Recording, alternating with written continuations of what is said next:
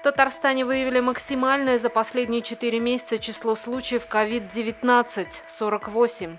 Напомним, в последний раз 49 зараженных за сутки в республике фиксировали 12 июля. В этом году экологи Татарстана пресекли более 4000 нарушений природоохранного законодательства. Об этом рассказал министр экологии Александр Шадриков на брифинге в Кабмине республики. Раевский монастырь после карантина снова открывается для посещения. Об этом сообщается на сайте обители. Руководство монастыря просит посетителей соблюдать дистанцию в храме и на улице, а также быть в маске.